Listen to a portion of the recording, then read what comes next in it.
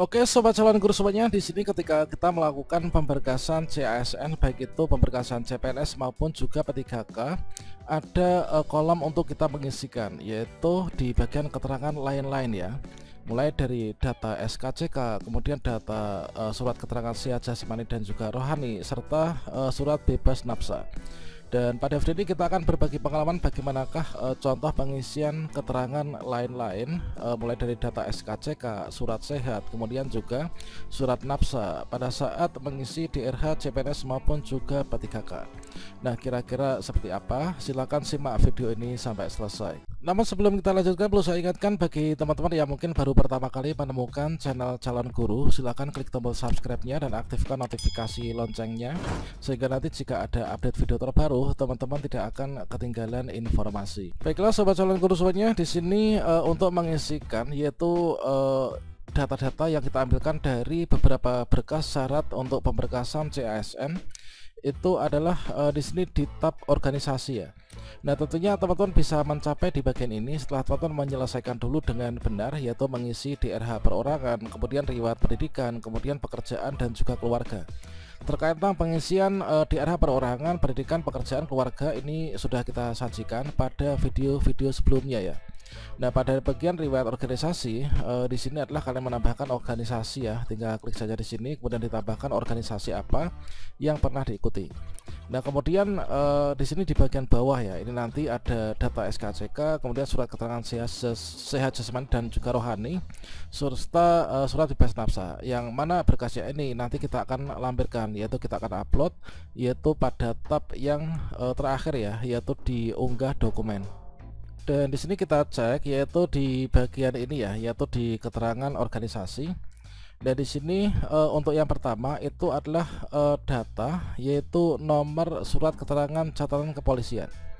Nah, surat catatan kepolisian, kemudian sebelum kita mengisikan untuk datanya, di sini perlulah kita itu membaca dulu ya untuk petunjuk pengisian data keterangan lainnya.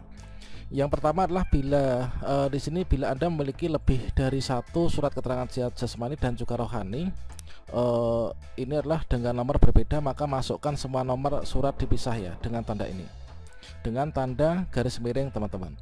Kemudian di sini nomor surat ini tidak perlu diperjelas ya, mana yang surat jasmani, mana itu yang rohani. Jika memiliki lebih dari satu surat keterangan sehat yaitu jasmani rohani dengan dokter berbeda, maka masukkan semua nama dokternya ya, semua nama dokter, penanda tangan dan dipisah dengan tanda garis miring juga. Di sini ditulis besar ya, yaitu hanya nama dokter tanpa gelar ataupun juga tanpa jabatan teman-teman. Kemudian bila Anda memiliki lebih dari satu surat keterangan sehat jasmani dan juga rohani, untuk penanggalannya ini kita hanya bisa memilihkan salah satu saja ya, yaitu tanggal pada surat keterangan jasmaninya. Untuk rohaninya itu adalah tidak. Kemudian pengisian data keterangan lainnya ini harap dilakukan dengan teliti ya, dan hati-hati karena data yang diisikan adalah data yang digunakan untuk pemberkasan nantinya dan nggak bisa diubah ketika teman-teman sudah akhiri proses pengisian DRH ya. Nah, sini kita langsung saja action ya, kita isikan yaitu data yang pertama, yang mana di sini adalah di bagian keterangan lain-lain. Ini yang pertama yaitu nomor surat keterangan catatan kepolisian atau nomor SKCK. Nah, untuk nomor SKCK ini teman-teman melihatnya dari mana? Tentunya kita lihat yaitu dari berkas SKCK yang sudah kita dapatkan. Oke, di sini kita sudah buka untuk SKCK ya. Ini SKCK yang sudah kita dapatkan. Maka untuk nomor SKCK itu adalah yang ini. Nah, ini. Kemudian di sini kita copy saja ya. Kita copy. Kemudian kita masukkan.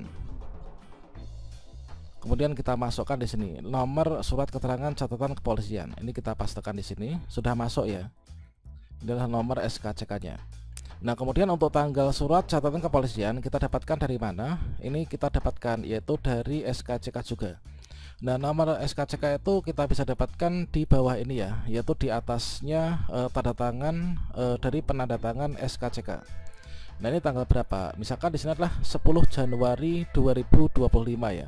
Nah, di sini kita isikan yaitu 10 Januari 2025. Nah, di sini adalah bulan Januari, kemudian kita pilih 10. Oke, sudah demikian. Kemudian untuk nama pejabat penandatangan surat keterangan catatan kepolisian. Nah, tentunya di sini teman-teman bertanya, kalau misalkan kita lihat yaitu pada bagian ini ya, untuk nama dokter kan di sini tadi dituliskan ini hanya nama dokter saja tanpa gelar ataupun juga jabatan. Dan bahkan di sini untuk nama dokter ini ditulis ini ya, nama dokter tanpa gelar depan surat keterangan sehat jasmani rohani. Ini hanya nama dokter saja tanpa gelar, tanpa jabatan, tanpa nama rumah sakit. Contohnya kalau misalkan Dokter Susanto, ini diketik hanya Susanto. Nah, tentunya teman-teman di sini bertanya, mengapa untuk tampilan di sini kok berbeda ya dengan yang ada di buku panduan?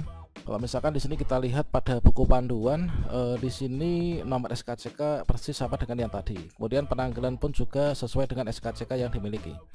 Kemudian nama pejabat di sini mengapa ada kompol sederajatnya? Padahal kan di sini untuk kompol itu kan jabatan ya. Nah, ini kemudian di sini untuk dokter juga ada DR-nya, kemudian di sini juga ada kompolnya. Nah, tentunya terkait hal ini lebih bijaknya teman-teman di sini tentunya di masing-masing instansi yang lulus seleksi itu di bagian pengumuman itu kan ada ini ya, ada grup WA maupun juga grup Telegram yang difasilitasi, yang dibuat oleh masing-masing instansinya. Maka ada baiknya teman-teman itu bertanya ya kepada admin masing-masing instansi, sebaiknya itu ditulis seperti buku panduan ataukah seperti petunjuk yang ada di SSJSN. Nah, tentunya kita mengacu dari sana. Dan di sini saya sendiri itu mengikuti pemberkasan pendaftaran CPNS P3K pemberkasan sejak tahun 2021 sampai dengan tahun saat ini, itu juga mengacu pada instansi yang kita daftar, dan itu juga benar teman-teman. Jadi di sini untuk nama pejabat kebetulan ini adalah tidak ada untuk gelarnya ya. Nah, di sini kita tuliskan saja seperti ini. Nah, selanjutnya di sini ada mungkin di daerah yang mana untuk yang tanpa gelar itu adalah hanya yang surat keterangan dokter saja, ada yang seluruhnya tanpa gelar untuk penandatangan, ada juga yang untuk penandatangan SKCK dan juga surat bebas nafsa itu ada gelarnya, itu juga ada. Tentunya teman-teman mengacu pada instansi masing-masing. Nah, namun di sini kita berikan contoh untuk mengambil data-data ini itulah dari berkas aslinya yang nanti akan kita upload pada tab unggah dokumen. Oke, di sini sudah kita masukkan ya, yaitu nomor SKCK, kemudian tanggalnya, kemudian nama pejabatnya sudah kita masukkan.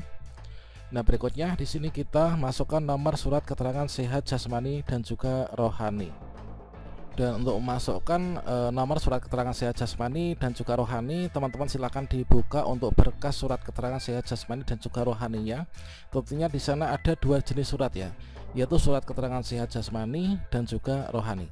Nah, di sini kita baca lagi ya untuk di bagian penulisan nomor surat.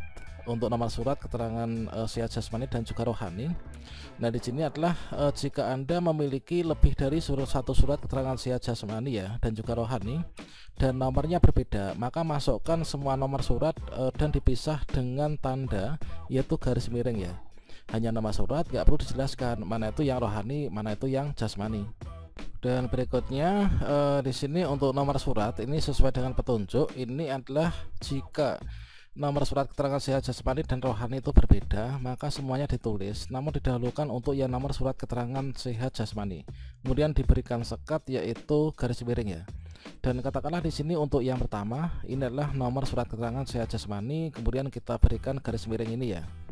Nah, setelah itu kita tuliskan yaitu nomor surat keterangan sehat rohaninya yang di belakang ini. Nah, kemudian di sini untuk tanggal surat keterangan sehat ini adalah kita isikan sesuai dengan yang ada ya. Misalkan di sini adalah juga di tanggal 10 ya. Ini sebagai contoh saja. Kemudian untuk nama dokter ini adalah tanpa gelar ya. Dan di sini untuk yang memeriksa yang bertanda tangan di surat keterangan sehat jasmani dan juga rohani itu adalah orangnya berbeda. Maka di sini kita tulis semuanya dan diberikan dipisah dengan ini ya, dengan dengan garis miring. Dan sehingga contohnya adalah seperti ini. Ini samanya dengan di tahun-tahun sebelumnya pun juga demikian ya, sesuai dengan buku petunjuk. Yaitu untuk yang memeriksa yang terletakkan di surat keterangan sehat jasmani yang di depan ini. Kemudian di sini kita berikan sekat garis miring ini ya. Setelah itu di sini kita tuliskan yaitu penandatangan dari surat keterangan sehat yang rohani teman-teman. Nah, itu. Nah, berikutnya di sini kita isikan untuk surat keterangan bebas nafsa ya. Ini kita isikan datanya di sini. Oke, untuk yang di sini jelas ya, nomor surat tuh, nomor surat keterangan bebas nafsa, kalian tinggal buka saja nomor di surat bebas nafsanya, kemudian dituliskan nomor suratnya, itu di bawah kop surat ya. Kemudian tanggalnya disesuaikan dengan kita memperoleh dari surat tersebut. Kemudian di sini nama pejabat ini kita tulis ya. Ini kita kebetulan tidak diberi gelar ya, sesuai dengan petunjuk. Selanjutnya di sini untuk keterangan lain-lain, di sini kalau misalkan teman-teman itu ada, ini boleh diisi. Kalau misalkan tidak, karena di sini nggak ada tanda bintangnya, ini kita nggak diisi pun ini juga nggak apa-apa. Dan ada juga di beberapa daerah yang sesuai dengan kebijakannya, itu untuk nama dokter, surat bebas keterangan sehat jasmani rohani inilah tanpa gelar, namun untuk yang di sini ini adalah yang dari PNN itu mungkin ada gelar. Kemudian di sini juga demikian. Maka di sini teman-teman sebaiknya juga berkonsultasi ya dengan masing-masing instansinya, tentunya di grupnya masing-masing. Nah, setelah ini kan untuk keterangan lain ini perlu ditambahkan jika ada. Contohnya saya memiliki disabilitas fisik atau mungkin apa gitu ya. Kalau misalkan tidak ya ini kita bisa abaikan saja. Tentunya setelah di sini kita selesai ya mengisikan data-data ini, supaya data ini bisa tersimpan, maka teman-teman di sini harus klik selanjutnya. Kalau misalkan kalian nggak klik selanjutnya, maka data ini nanti ketika kalian logout atau logout otomatis, maka data ini nanti akan hilang. Kita coba masukkan captcha dulu ya. Kemudian kita klik selanjutnya. Nah, dengan demikian maka teman-teman sudah berhasil ya untuk mengisikan, yaitu di bagian riwayat organisasi. Ketika kalian kembali ke sini, maka akan masih ada yang tadi kita sudah isikan. Kalau misalkan kalian nggak klik selanjutnya, maka itu nanti nggak akan tersimpan ya. Nah, kira-kira seperti itu. Semoga bermanfaat ya. Salam sukses untuk kita semuanya. Wassalamualaikum warahmatullahi wabarakatuh.